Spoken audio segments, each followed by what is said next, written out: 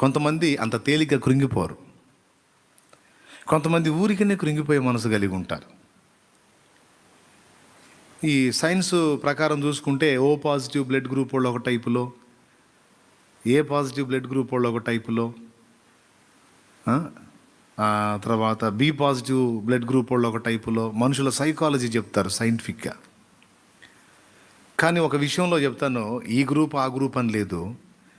అందరినీ 2 భాగాలుగా విడగొడితే కొంతమంది, ఎక్కువ శాతం మంది కృంగుబాటుకు లోనయ్యేటువంటి విషయాలు కొన్ని ఉంటాయి.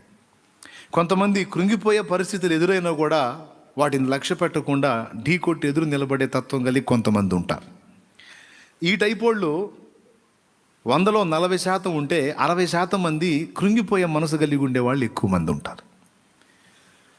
అంటే వాళ్ళకి అనుకూలమైనటువంటి పరిస్థితులు లేకుండా ప్రతికూల పరిస్థితులు ఎదురుపడితే,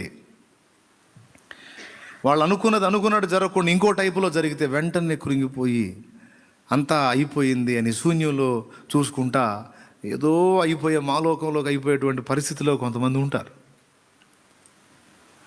సరే, లోకాసుల్ని పక్కన పెడితే దేవుని నమ్ముకున్నాం, దేవుని బిడ్డలంగా ఉన్నాం, దేవుని యందు విశ్వాసం కలిగి ఉన్నాం అని చెప్పుకుంటున్న వ్యక్తులలో సైతం ఈ కృంగిపోయేటువంటి మెంటాలిటీ కలిగిన వాళ్ళు ఎక్కువ మంది ఉన్నారు కాబట్టి ఇక్కడ రాశాడు, నీవు భూమి మీద జీవించే జీవితం యుద్ధ దినములు,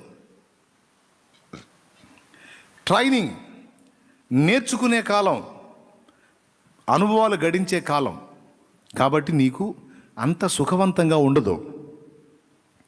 కొద్ది కాలం ప్రశాంతంగా ఉంటే కొద్ది కాలం శ్రమతో కూడి ఉంటుంది. బాగా వినాలి, దేవుడు చెప్తున్న మాట. నీకు అన్ని కాలాలు ఒకే విధంగా ఉండవు. కొన్నిసార్లు ఏమో శ్రమల్లో నలుగుతున్నాను అనుకున్నప్పుడేమో విడుదల వస్తుంది.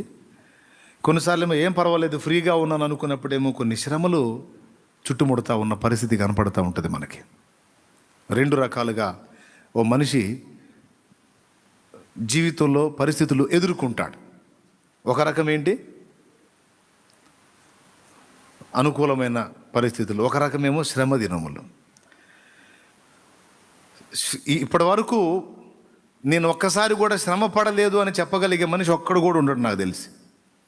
ప్రతి మనిషి ఏదో ఘట్టంలో, ఏదో సందర్భంలో, ఏదో ఒక విషయంలో శ్రమని ఎదుర్కొనే ఉంటాడు. ఇక్కడ ఇంతమంది ఉన్నారు. ఒక మాట చెప్పగలరా, ఒక్కసారి కూడా నేను శ్రమ పడలేదని చెప్పగలరా? అసలు ఎట్లా కుదురుతుంది అది? అసంభవం. ప్రతి మనిషి జీవితంలో చిన్నయో పెద్దయో శ్రమలు ఖచ్చితంగా ఎదురవుతాయి. వాటితో పాటు ఆనందకరమైన ఘట్టాలు కూడా కొన్ని ఉంటాయి. నువ్వు నవ్వే రోజులు కొన్ని ఉంటాయి, నువ్వు ఏడ్చే రోజులు కొన్ని ఉంటాయి. అచ్చంగా జీవితం అంతా నవ్వటం ఉండదు, అచ్చంగా జీవితం అంతా ఏడుపు ఉండదు. ఇక్కడ పరిస్థితి అలా కల్పించబడింది. జీవితం అంతా నవ్వుతానే ఉంటే ఆ నవ్వే చివరికి ఒక ఏడుపు అయింది.